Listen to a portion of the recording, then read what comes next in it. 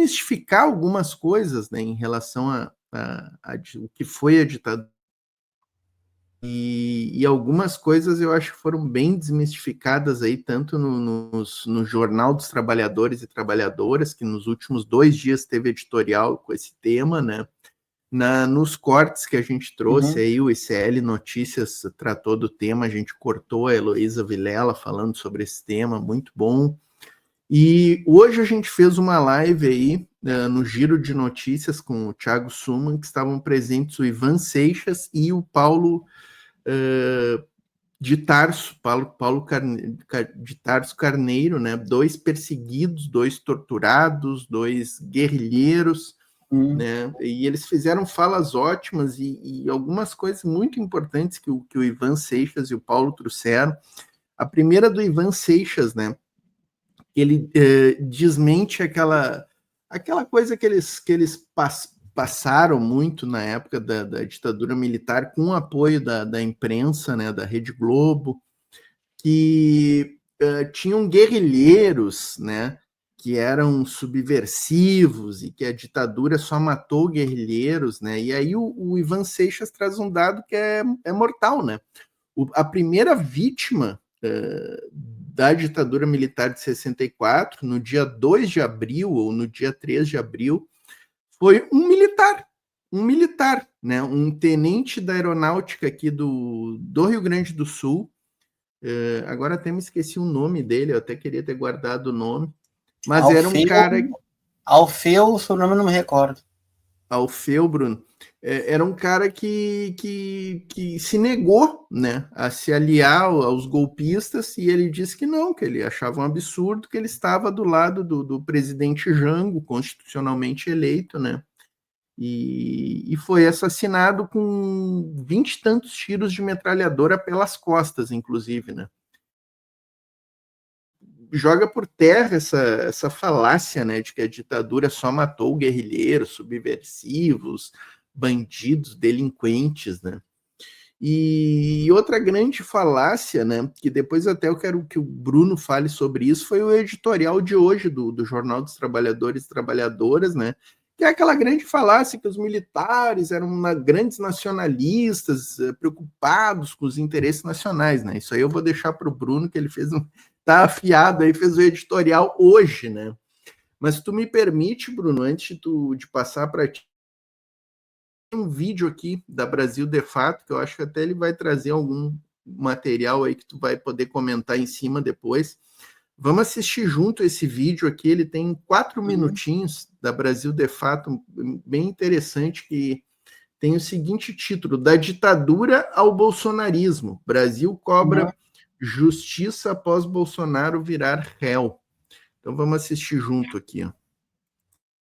Momento em que o golpe militar de 1964 completa 61 anos, o Brasil também vivencia a decisão histórica do Supremo Tribunal Federal que tornou réu o ex-presidente Jair Bolsonaro, do PL.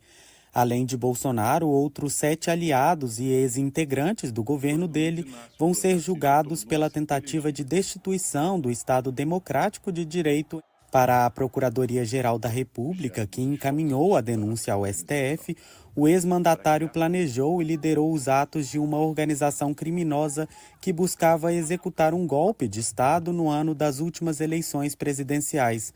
Ao Brasil de Fato de Minas Gerais, especialistas destacam que o momento atual é um marco na história do país, cuja história se entrelaça fortemente às ditaduras. Como explica Aline Atácio, cientista política e professora na Universidade Estadual de Santa Cruz. Acho que todo mundo está acompanhando esse julgamento com uma expectativa muito grande, né? Especialmente porque, para grande parte da população brasileira, na qual eu me incluo, nós temos uma necessidade de um fechamento de um período ditatorial, né, que vem não só da ditadura de 64, né? Quando a gente fala de militar no Brasil, a gente está falando da história do Brasil. A gente ouve muito falar de revanchismo, essa é uma prática dentro da caserna, tudo que se faz pensando em punição dos militares que agiram em 64 ou em qualquer outro momento histórico é entendido como revanchismo, mas aqui a gente está falando de justiça. né, que é muito diferente e relevante, porque eles estão tendo todo o devido processo legal cumprido, algo que não aconteceu, por exemplo, com o presidente Lula. Para a professora de Ciência Política da Universidade Federal do Rio de Janeiro, Maíra Goulart, a decisão da Suprema Corte deixa claro que houve uma mudança no padrão das instituições, que já foram negligentes tanto com Bolsonaro quanto com grupos nostálgicos da ditadura. Eu acho que punição tem que vir acompanhada com explicação, com processos dialógicos no seio social, dentro das escolas, dos locais de trabalho, dos espaços de diálogo, de formação de opinião, que seja discutido a importância dos valores democráticos, até mesmo para eles poderem ser apropriados pela população, não ficarem muito restritos a intelectuais que se dedicam a falar desses valores democráticos, que eles sejam reapropriados, adaptados, circunstanciados, para que eles acredito que além das punições, esse julgamento vai vir acompanhado de processos de diálogo, de deliberação, e eles devem ser, sim, estimulados pelos atores sociais, mas também pelos atores institucionais que estão no governo. A denúncia contra Bolsonaro e demais aliados do primeiro núcleo da trama golpista durou 2 dias no STF. Segundo Pedro Serrano, jurista e professor de Direito Constitucional, o processo aconteceu de forma adequada. De forma nenhuma houve, como estão falando, persecução, abuso. Isso não foi observado de modo nenhum. O ex-presidente Bolsonaro, por exemplo, está solto, nunca foi preso. Respondeu ao processo, está respondendo em liberdade com alguns dos melhores advogados do Brasil. Portanto, tendo pleno direito de defesa, pleno direito de se manifestar, etc. Então, nesse sentido, é algo histórico. Porque foi uma resposta democrática, nos limites da democracia, da Constituição, dos direitos humanos e da civilização, a um ataque extremista, extremamente violento e absolutamente descabido. Movimentos populares em todo o Brasil também celebraram a decisão do STF, como conta o médico Marcos Vinícius Cruz, que faz parte do movimento Afronte.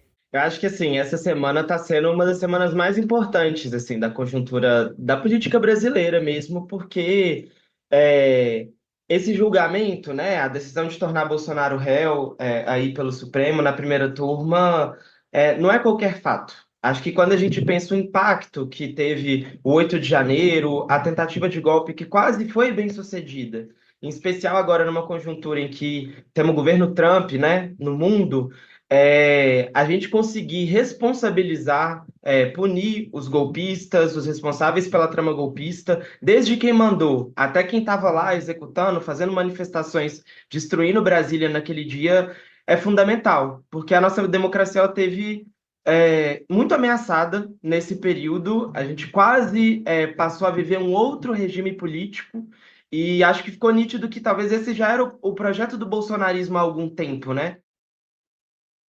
Tá aí, vídeo da Brasil de Fato, muito bom, trazendo aí alguns analistas. Não tem como deixar de relacionar, né, Bruno, 64 com a fase atual que a gente está vivendo, acho que está tudo interligado aí, né, Bruno? Pois é, Luiz, acho que a gente pode entrar alguns temas meio... É lugar comum falar alguns temas meio polêmicos, né? Então, queria começar do zero. A ditadura militar, ela organizou um regime. O que é um regime? Um regime é um conjunto de regras que são mais ou menos respeitadas e previsíveis. Um regime pode ser autoritário, um regime pode ser democrático, mas é um regime. Então, o Brasil teve essa preocupação de fazer um governo das forças, e não de um ditador ou de uma pequena junta militar, e de organizar um conjunto de regras para fazer valer o autoritarismo. Isso foi muito diferente do que ocorreu na Argentina, no Chile do Pinochet, e no Paraguai de Stroessner, no Uruguai. O Chile do Pinochet chegou a colocar uma constituição, mas havia um poder do tirano, ou seja, em última instância, o general Augusto Pinochet tinha a palavra final, enquanto que no Brasil a última palavra era do Conselho de Segurança Nacional. A outra situação que eu acho interessante colocar é que mesmo a ditadura, ela tinha um paradigma. Tanto é que o lema que o Golbery coloca para a ditadura militar é Segurança Nacional e Desenvolvimento. E a gente pode afirmar que o perfil de Uruguai, Argentina e Chile seria segurança nacional, segurança do regime, né? E neoliberalismo. O Brasil chegou depois. Por isso que a gente tem essa contradição, que, mas vocês, a esquerda defende as estatais que a ditadura criou. Tem essa situação, né? A gente sabe disso. É que o Brasil viveu de 30 a 80, o Brasil foi a China do século XX. Vários projetos modernizantes tentaram dar conta de um Brasil industrial, urbano. Era literalmente o país do futuro. Não que a gente não tenha mais futuro, mas a ideia realmente era o país do futuro. O boom geracional, a explosão,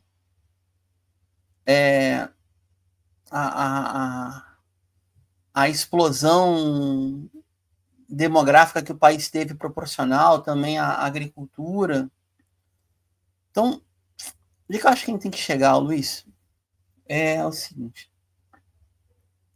A ditadura foi uma versão de modernização conservadora.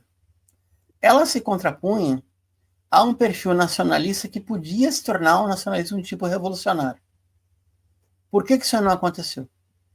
Isso não aconteceu porque não houve a resistência à ditadura.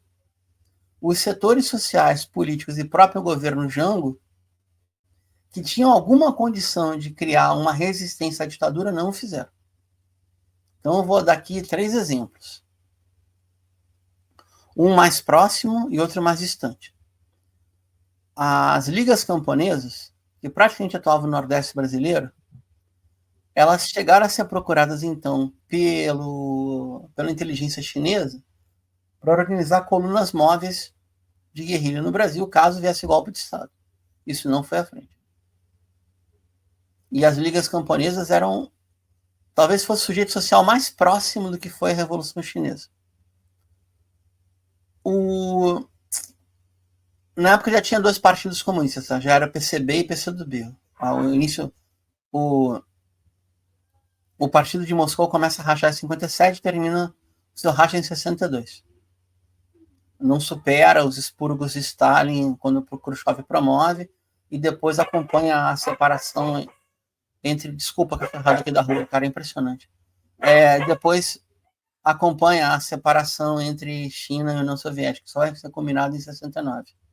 Mas o partido de Moscou ainda tinha Prestes como seu secretário-geral e tinha uma certa tolerância de vida. Não era ilegal, mas não era proibido, tá? Prestes fala em março de 64, numa conferência na União Soviética, que tinha dentro da Antimili, que seria o braço militar do Partidão dentro das Forças Armadas, pelo menos 1.000 militares leais e 4 generais e 4 estrelas. Isso não estava organizado para resistir ao golpe. O que é estar organizado?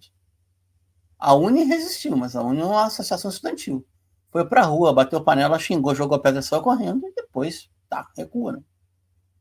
Resistia até um dispositivo militar tivesse preparado para enfrentar outro dispositivo militar. Tá bem? Agora vamos lá. Havia um conjunto de militares nacionalistas? Havia. Havia um conjunto de militares getulistas? Havia. Havia um conjunto de militares leais a Leonel Brizola que queria resistir ao golpe? Havia. O que faltou? Comando de João Goulart. Vamos botar o pingo no i aqui. Me xinguem, me detestem, falem o que quiserem. Tá tudo documentado. Tirou isso de onde? Além de 100 livros sobre ditadura que eu já li na vida, veja o documentário Jango, do Silvio Tendler, que está no YouTube inteirinho. Pode ver, tá de graça. Né? Quando eu era professor de História Política, esse documentário era obrigatório todo semestre. Tá? João Goulart estava no Rio. Ele foi para Brasília. Quando ele alçou o voo no Campo dos Afonsos, o comando da primeiro GAC, Agrupamento de Aviação de Caça, que tinha simplesmente como comandante o brigadeiro, então, Coronel Moreira Lima, que era o principal piloto de caça da FAB na Esquadrilha Santa Pô, ou seja, aqueles que combateram os nazistas no pau. Herói de guerra, tá? Pediu autorização. A gente pode fazer uma formação e atacar a coluna? Não, vamos esperar mais um pouco. Aí ele voou para Porto Alegre. E tava lá os caças ali, prontinho para atacar a coluna. Presidente, só autoriza? Não, vamos esperar mais um pouco. Ele voou para Brasília. Eu vou para Porto Alegre. Presidente, só autoriza? Não, vamos esperar mais um pouco. Aí reuniu o general Zenóbio, o Brizola e o Jango. O general Brizola chegou para o Jango. Presidente, onde presidente? Onde cunhado? Presidente. A gente coloca como comandante do exército o general Zenóbio, me coloca o ministro da guerra e vamos resistir ao golpe daqui de Porto Alegre, já que o terceiro exército está leal e a brigada militar está leal. O que fez o Jango? Não, vamos esperar mais um pouco. Aí foi para São Borja. Chegou em São Borja, o golpe foi consumado no Congresso, alegando o abandono do país, sendo que estava em São Borja. Aí não adianta, cara. Aí não adianta. Eu não sei quem nos acompanha, não quero parecer grosseiro, mas não cabe mais ficar falando que o capitalismo é capitalista, que o imperialismo é imperialista, que o golpismo dá golpe. A gente tem que ser consequente. Claro que é importante a guerra de propaganda, a guerra de versões, essa disputa semântica, tudo isso é importante, tá? Mas vamos ser francos. Nossa geração, já madura, tomou um golpe de Estado em 2016 e não fez nada. Não é tolerável. Me digam qual foi a acusação jurídica contra Dilma? Nenhuma. Como é que ela perdeu o poder? Por um impeachment sem causa jurídica? Isso é golpe parlamentarista. Ah, nunca aconteceu? Aconteceu em 61, o golpe do parlamentarismo. Jango era vice, Jânio Quadros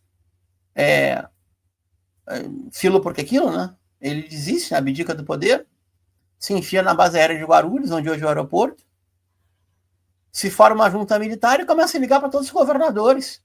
E agora quem governar é a junta militar, e o Jânio era quase um sequestrado dos militares. Até que o Brizola respondeu, golpe por telefone não vai dar, cara. Vocês vêm aqui e vêm lutar. Por telefone eu não vou aceitar.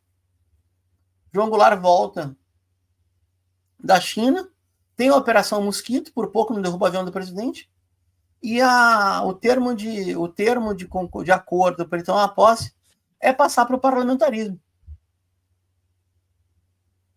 De novo, o governador Leonel Brizola, quando governou o Rio de Janeiro, isso ninguém me contou, eu lembro como fosse hoje, 83, 86, depois de 90 a 94, o primeiro governo foi bom, o segundo foi um desastre. Não estou falando de Brizola político, governador do Rio de Janeiro. Como governador do Rio Grande, depois deputado federal, ele era o principal líder do trabalhismo no Brasil. E tinha acesso às massas sindicalizadas. E tinha acesso aos militares nacionalistas. Luiz, para fechar. O que aconteceu com o tenente-coronel Alfeu, da FAB, não foi exceção, foi regra. A primeira categoria perseguida no Brasil, que foi caçado seus direitos, foram os militares profissionais e policiais militares. Deu 5 mil. Tem 5 mil militares e PMs que foram caçados já entre o ato institucional número 1 e o número 4. Chegou nem no AI-5. Não chegou nem no AI-5. Quando Lamarca entra na luta, já é um momento maduro dos militares nacionalistas tentarem a guerrilha de 3 passos, tentarem o foco do Caparaó, tentarem alguns intentos de derrubar a ditadura antes do AI-5. E não deu, aí veio o AI-5, aí a gente sabe o que aconteceu depois. Então, amigo, eu vou sendo sincero contigo, tá? A gente precisa realmente discutir com afinco o papel das Forças Armadas na América Latina como um todo e no Brasil em particular, porque no momento, no século XXI, de maior ascenso da economia brasileira, que foi o governo Lula 2 e Dilma 1. Primeira metade da Dilma 1, Lula, metade do primeiro governo e todo o governo Lula 2. Essa milicada ficou apavorada com a Escola de Defesa de Quito, que ia ter que aprender a disparar a míssil para derrubar caças MiG e caças Sukhoi que a Venezuela estava comprando, que chegou o pré-sal e não tinha marinha para defender, e tu lia as peças dos caras e chorava de emoção. Eu canso de falar isso. Vou encerrar agora, tá? O Livro Branco, 2010, a chamada Estratégia Nacional de Defesa, parecia, cara, parecia um manifesto anti-imperialista. Agora, não vamos ver caserna para dentro, quartel para dentro, quem que estava comandando já? Quem estava a ascensão? Quem foi fazer titica no Haiti? Augusto Heleno, Eduardo Vilas Boas, Hamilton Mourão. Um Ferrabras lá, um puxa-saco lá da arma de engenharia chamado Tarcísio de Freitas, que estava na cidade de Solé, estava lá no Haiti. E o governo Lula não viu nada, e o governo Dilma não viu nada. GLO para tudo quanto é lado, mexicanização, colocar militar para tomar conta da sociedade, deu no que deu, cara. Deu no que deu. Enfim, vou repetir o que eu falei na Rádio Argentina hoje mais cedo. Um país soberano precisa de Forças Armadas? Evidente que sim. As instituições Forças Armadas brasileiras dão conta de um país como o nosso, 10ª economia do mundo, segundo o PIB per capita, 7ª segundo paridade de compra? Não dão. Não dão. Não dão e não querem dar. Porque se quisessem, última parte. Ninguém equipou mais as Forças Armadas brasileiras que Lula e Dilma. Então por que se revoltaram contra elas? Quem sabe não equipou demais? Qual foi o primeiro militar preso com a Lava Jato? O Almirante Othon. Por quê? Porque desenvolvia nosso projeto nuclear. Preciso falar mais alguma coisa? É uma vergonha tudo isso. Vergonha. Não, essa pauta que tu traz, né, esse debate aí sobre a resistência armada ao golpe, né, Bruno? Eu acho esse um debate fundamental, né?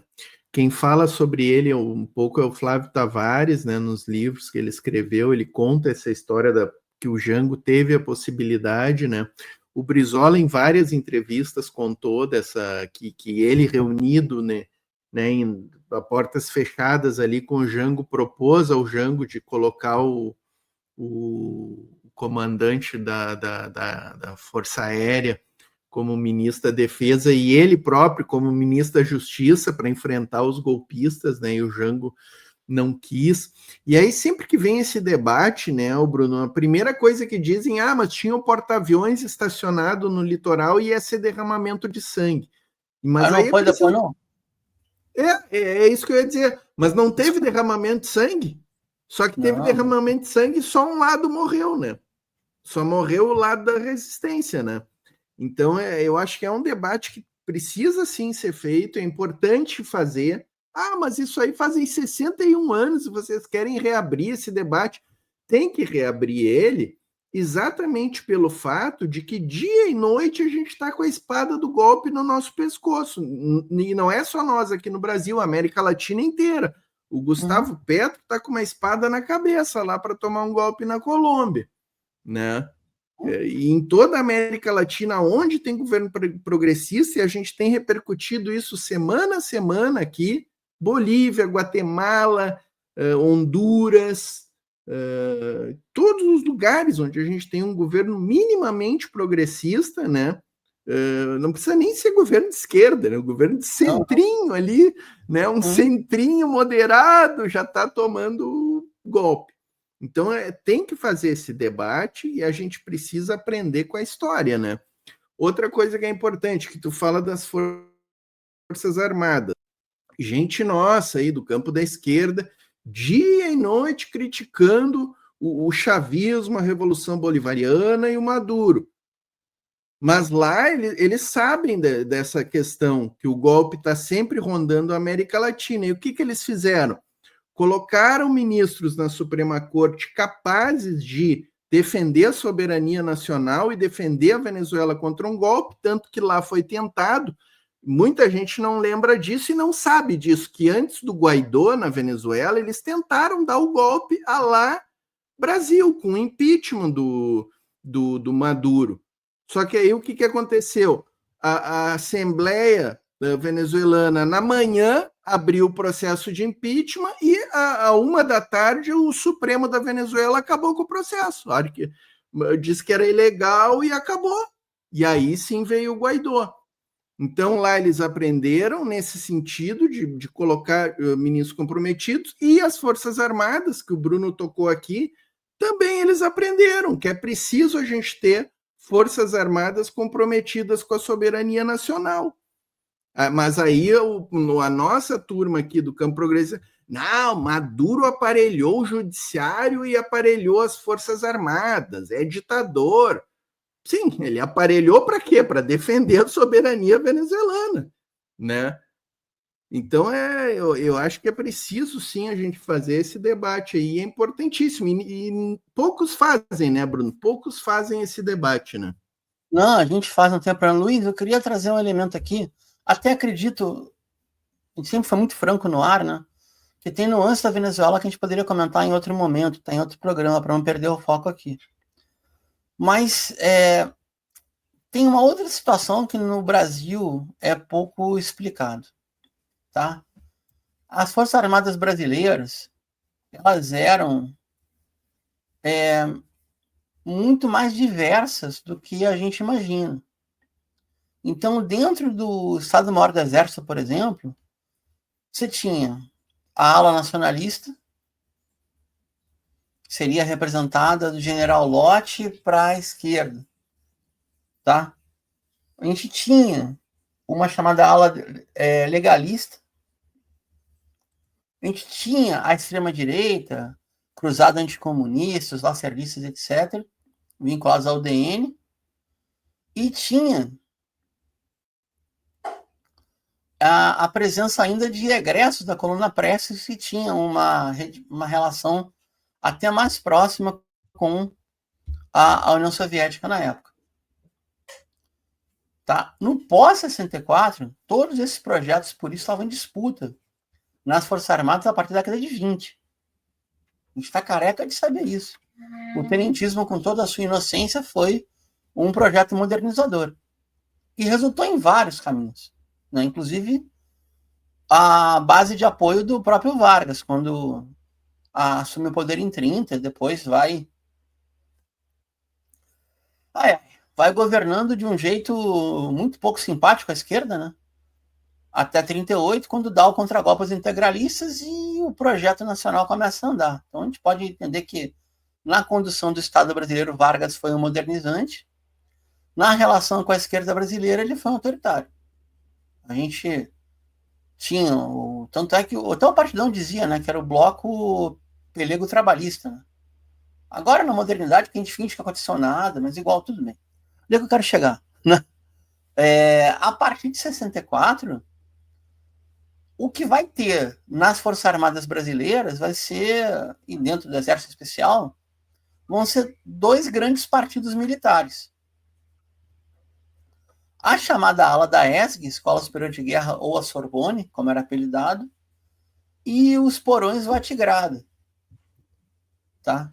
Aonde chegaram a flertar com a linha dura de extrema-direita, ou seja, uma extrema-direita que chegou a flertar com algum tipo de anti-imperialismo. Então a gente vai ter como se fosse um grande debate intelectual de dois formuladores de estratégias nacionais brasileiras. Um era subalterno ao imperialismo, muito realista, né? Que era o Gobernador do Couto Silva. Esse era um em carne com o Ernesto Geisel, que chegou à presidência. E vai ter... E tu vê que a presença gaúcha é impressionante, né? Vai ter o general Meira Matos, que era um em carne com outro Geisel, o Orlando, e comandou a guerra interna no governo Médici. Também era gaúcho. E essa disputa dentro das Forças Armadas vai se dar entre... Vou usar um termo que eu não gosto muito, tá? Dentro da caserna. A direita e a extrema-direita. O que é o Bolsonaro? Bolsonaro é a geração de cadetes e viúvos, tá? Intelectuais, ideológicos, da Tigrada. Mas a Tigrada sem um projeto econômico, só com a repressão interna. Tanto é que, por exemplo, o Augusto Heleno, ele era Aspone, para quem é das antigas. Aspone é um termo antigo cunhado pelo humor brasileiro, que é Aspone é assessor de porra nenhuma, que é o puxa-saco, né? Era piada de Brasília, década de 90, né? Não posso falar isso, hoje em dia não dá mais, mas assim, o saco escrotal do chefe é o corrimão da vida, tá? O Augusto Heleno era puxa-saco do Silvio Frota, por exemplo. O confronto entre eles chegou a tal nível que teve uma tentativa de um golpe em 77 para derrubar o Geisel e frear a abertura política. Depois começou a fase do terror de direita no Brasil. Esse é o Bolsonaro. Ele é herdeiro ideológico, político, fisiológico, tá? Fisiológico. Mas só a família se roubou. Um amigo, tem uma ideia, Tem um caso clássico de um ex-operador da PE e do DOI-CODE, repressor interno no Rio de Janeiro, que se torna bicheiro. O capitão Ailton Guimarães Jorge. Como é que ele vai para o crime? Porque ele passa por inquérito policial militar, ele sendo da Polícia do Exército da PE, envolvido com contrabando de óleo na Baía de Guanabara, já em 75. O Exército se envolve com a bicheirada, tem de tudo, tem de tudo. E cada território vai ter um envolvimento, aquilo que